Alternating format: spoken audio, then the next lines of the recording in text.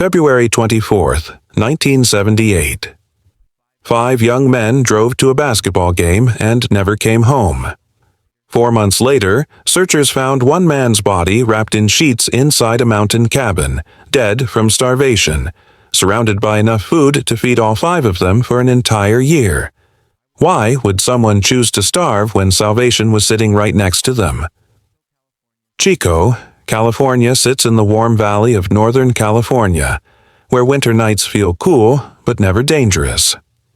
On February 24th, 1978, 5 young men climbed into a white and blue Mercury Montego to watch a basketball game they had been talking about for weeks. Gary Mathias was 25 and proud of his time in the Army. Jack Madruga was 30 and loved his car more than almost anything. Jackie Hewitt was 24 and never stopped smiling. As Ted Wire was 32 and stood 6 feet tall. Bill Sterling was 29 and always made sure everyone got home safe. All 5 of them had challenges that made life a little harder, problems with thinking or feelings that meant they needed extra help sometimes, but they took care of each other like brothers. They had a reason to be excited that night.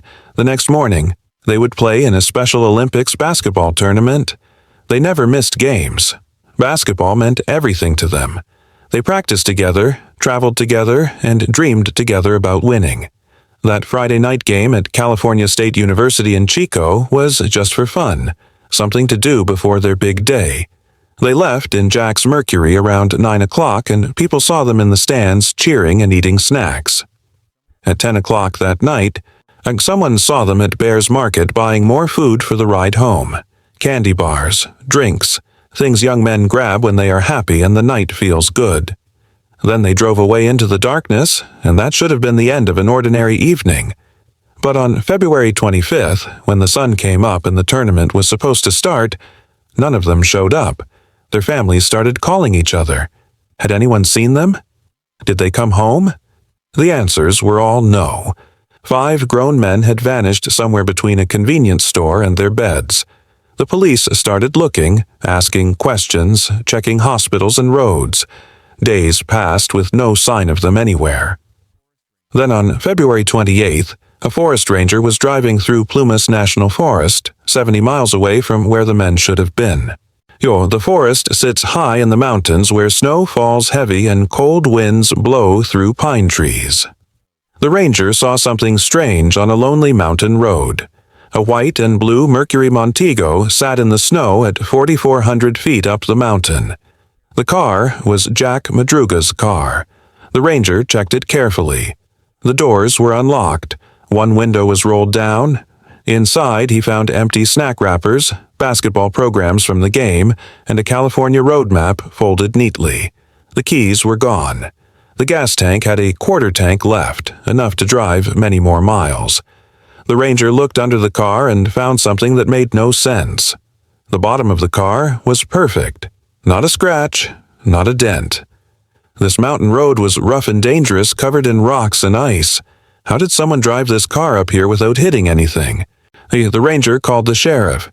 Searchers came and walked through the snow looking for footprints for any sign of where 5 men might have gone. But a huge blizzard was coming, and the snow fell so thick that searching became impossible.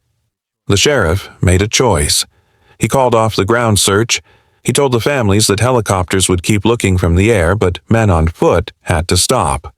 The mountains were too dangerous now. The families begged him to keep searching, but the snow kept falling. Then a witness came forward with a story that made everyone stop and wonder. Joseph Shans was 55 years old, and he had been on that same mountain road on February 24th. His heart had started hurting badly, and he pulled over, unable to drive. He was stuck there in the dark, scared and in pain. Around 11:30 that night, he saw headlights. He heard voices outside. He saw people moving in the darkness. He called out for help. The lights went dark. Nobody came. Hours later, he saw flashlight beams moving through the trees. He called out again. The beams vanished.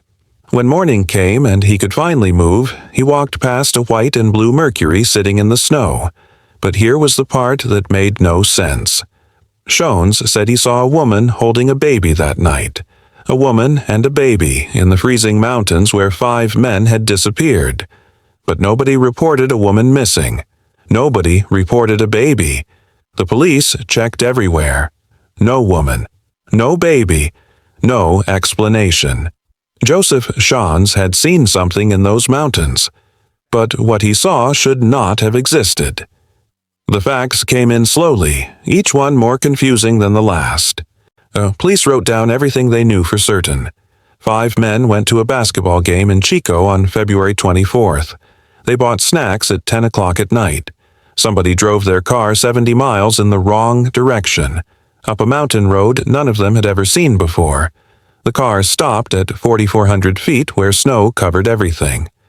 Then 5 men walked away from a perfectly good car and disappeared into a forest where temperatures dropped below freezing every single night. The police made lists and drew maps. From Chico to where the car was found measured 70 miles, but 50 of those miles went in completely the wrong direction from home. The men should have driven south. Instead, someone drove northeast into the mountains. The road they took was called Oroville-Quincy Road, a winding mountain path that turned to dirt and ice the higher you climbed. Local people who knew these mountains said you did not drive that road at night unless you absolutely had to.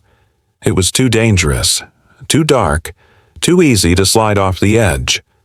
When police looked at the car more carefully, more strange things appeared. Jack Madruga loved his Mercury. He washed it every week. He checked the engine. He never let anyone else drive it. Friends said Jack would get upset if someone even touched his car without asking. But this car sat on a mountain with the window down and doors unlocked. Jack never left his car that way. He was too careful, too protective. The police found something else. The car had been driven carefully up that mountain road. The underside was clean. Someone who knew how to drive mountain roads had taken that car up there. But none of the 5 men knew these mountains. None of them had ever been here before. The timeline showed a mystery that grew bigger the more anyone looked at it. At 10 o'clock, 5 men bought snacks in Chico. By 11:30, Joseph Shans saw headlights and heard voices 70 miles away in Plumas National Forest. That meant someone drove those 70 miles in 90 minutes, much of it on dangerous mountain roads in complete darkness. The math was possible, but barely, and it still did not answer why they would go there at all. Search helicopters flew over the forest for weeks, looking down at thousands of acres of trees and snow. Pilots saw nothing. The blizzard that came after the car was found had dumped even more snow, covering any tracks or signs. The families waited by their phones. The mothers cried. The fathers drove to the mountains themselves, walking through snow and calling their sons names. But the forest gave back only silence. On March 15th, the sheriff told the families that the search was being reduced. He did not have the men or the money to keep looking in weather this bad. The families were angry. How could he give up? Their sons were out there somewhere. Then someone asked a question that nobody had thought to ask before. Why was the car so far up that mountain road? The Oroville-Quincy Road went on for miles past where the car was found. It led to campgrounds and cabins and a place called Rogers Cow Camp. If someone was lost and following the road, they might have kept driving. But Jack's car stopped at a random spot with nothing special around it. Why there? Why stop at that exact place? A forest ranger remembered something. That night, February 24th, a snowcat had been working on the mountain roads. Snowcats are big machines that smooth down snow so people can drive. The snowcat driver had gone up Oroville-Quincy Road that evening, making fresh tracks in the snow. Someone following those tracks might think they led somewhere safe, somewhere with people and help. But snowcat tracks can be confusing in the dark. They do not always lead to towns. Sometimes they just lead deeper into the wilderness. Police tried to talk to Joseph Shans again about what he saw. His story started to change. First, he said he saw one group of people. Then he said maybe it was 2 groups. He said he heard whistling. He said the woman with the baby walked right past his car. But when police checked Joseph's background, they found out he was known for telling stories that were not always true. He had lied to police before about other things. Maybe he was lying now. Maybe his heart attack made him confused. Maybe he saw something real, but his brain mixed it up. The police did not know what to believe. Weeks turned into months. February became March. March became April. April became May. The snow in the high mountains started to melt. Rivers ran with cold water. The families still waited. The police still had no answers. And then, on June 4th, 1978, 4 months after 5 men disappeared, 2 men on motorcycles were riding through the forest. They were exploring old logging roads when they came to a place called Rogers Cow Camp. There was a small trailer there, a Forest Service cabin where workers sometimes stayed. The motorcyclists saw that a window was broken. They got closer and smelled something terrible. Something dead. They looked through the broken window and saw a body lying on a bed, wrapped completely in white sheets like someone had prepared it for a funeral. The body had been there for a very long time. The motorcyclists rode as fast as they could to find a phone and call the police. The police and coroner drove up to Rogers Cow Camp on June 4th, and what they found inside that trailer would become the most disturbing evidence in the entire case. The body on the bed was Ted Wire. The coroner could tell by the clothing and the way his body had changed over months of lying there. Ted had been wrapped carefully in 8 white sheets, tucked around him like someone putting a child to bed. But Ted could not have wrapped himself. Someone else had done this after he died, or was too weak to move. The coroner began documenting everything. Ted's body showed that he had lost between 80 and 100 pounds. He had weighed about 200 pounds when he disappeared. Now he weighed barely 120. His face was sunken. His beard had grown long, at least 3 months of growth.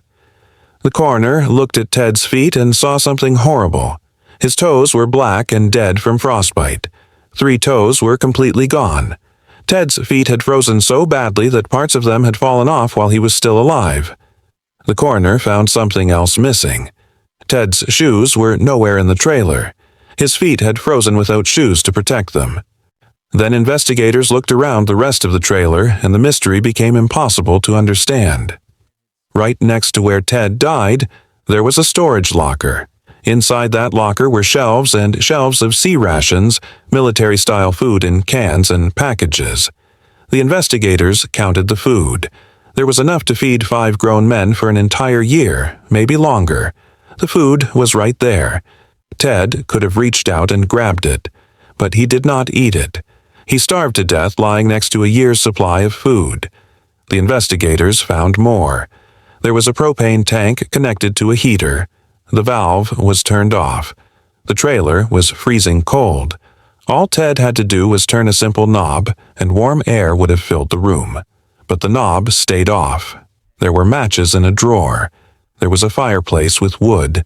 There were paperback books that could have been used for kindling. Everything needed to make fire and heat was right there in that small room. But Ted had frozen to death in the dark.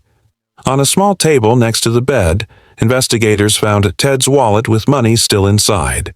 They found his ring and his necklace, and they found something that made no sense at all. There was a gold watch on that table. The watch did not belong to Ted. It did not belong to any of the 5 missing men. Nobody could figure out whose watch it was or how it got there. Next to all of this, investigators found a pair of leather shoes. They were not Ted's shoes. They checked the size and style. These were Gary Mathias's shoes. Gary had left his own shoes for Ted's frozen feet, probably taking Ted's leather shoes for himself. The search expanded. Now that they had found one body, maybe the others were close by. On June 8th, searchers found the remains of Jack Madruga and Bill Sterling about 11 miles from where the car had been abandoned. Both bodies were on opposite sides of the road.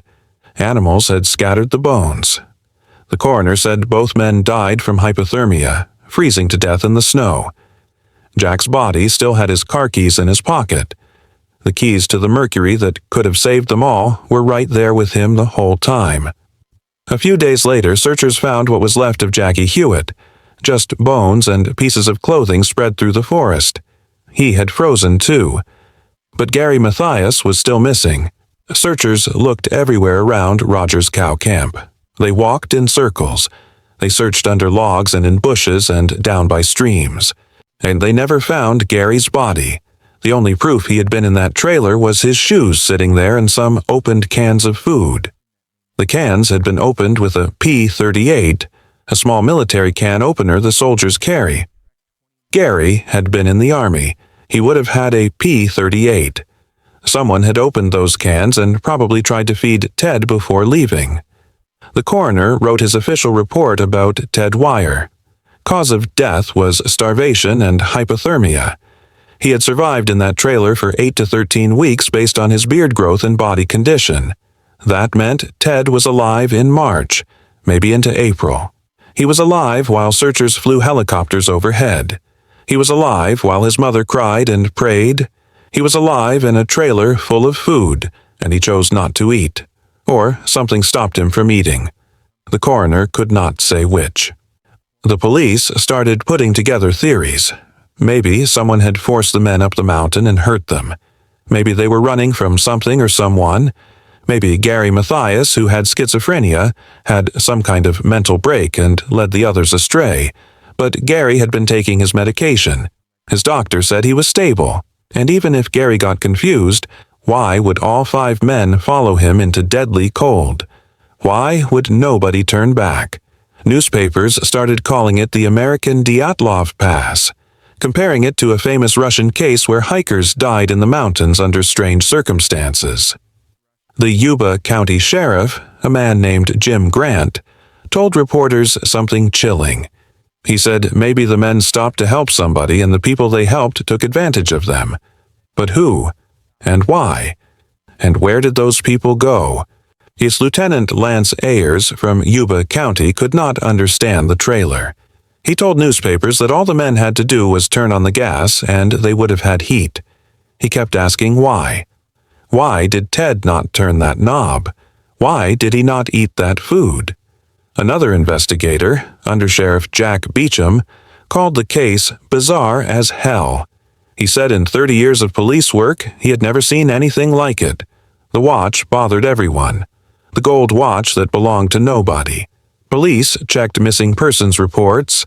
They checked jewelry stores. They tried to trace where that watch came from. Nothing. The watch sat in an evidence bag, a piece of metal that proved someone else had been involved, but offered no clue who. June ended. The case started to go cold. The police had found 4 bodies and a mystery they could not solve. Gary Mathias was still out there somewhere in those endless mountains. And the biggest question remained, hanging in the air like smoke. Why would 5 men walk 19 miles through deep snow to a trailer, then refuse to use anything that could save their lives? The official status of the Yuba County 5 case today is unsolved. No arrests were ever made. No suspects were ever named.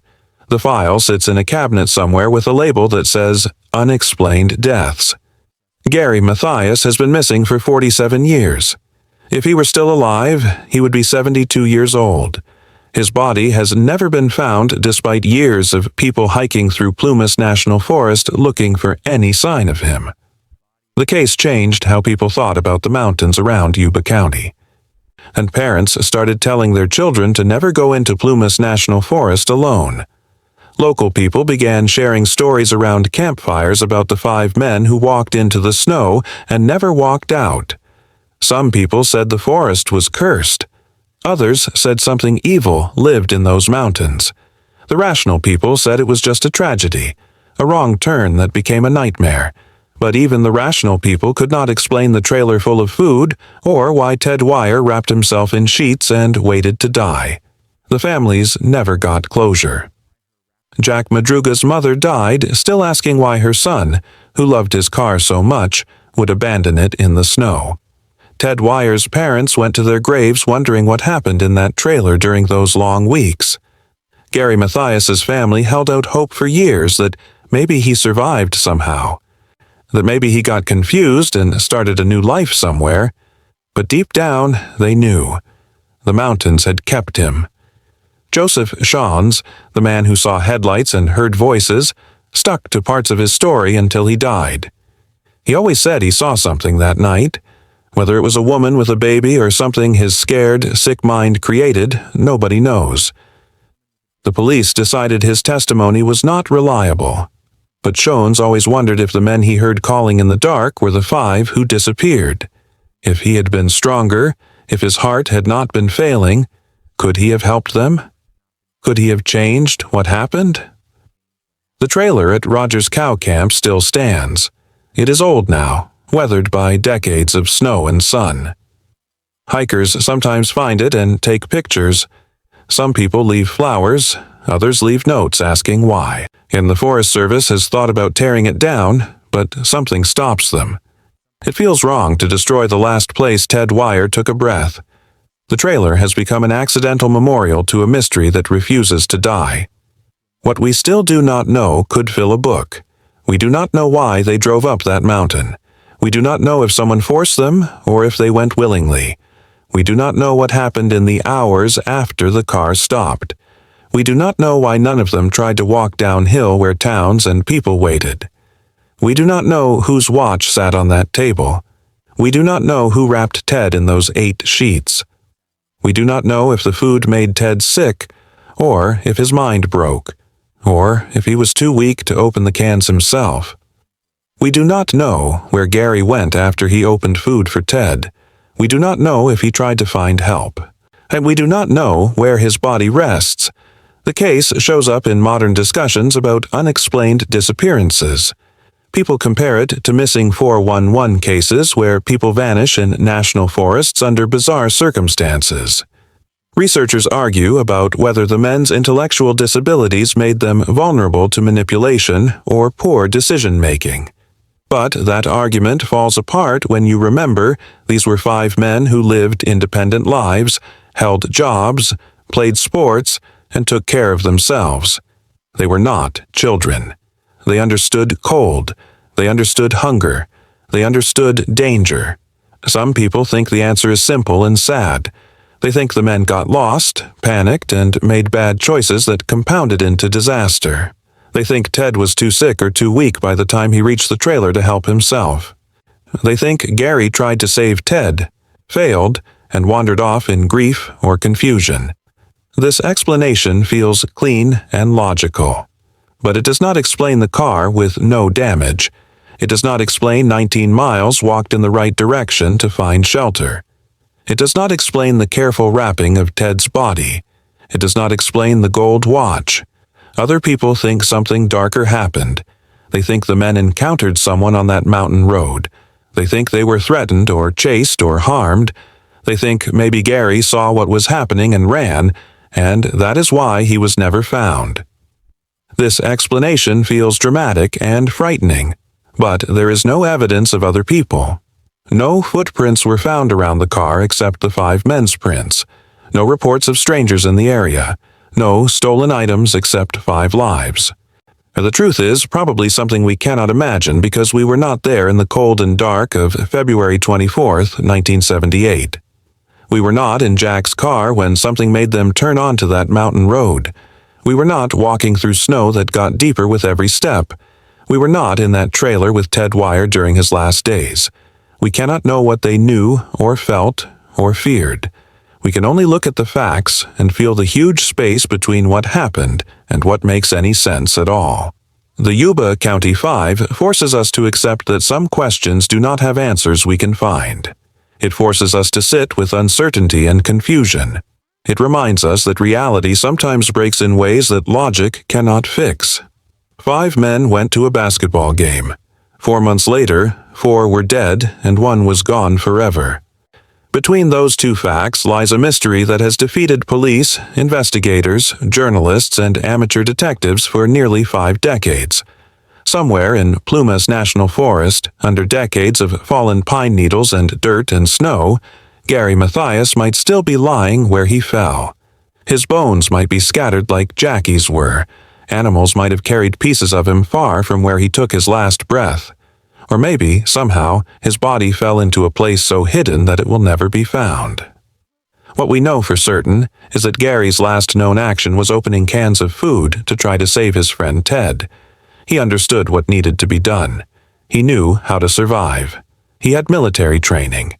He had experience. So where did he go after Ted died? And why, with all his knowledge and strength, did he not save himself?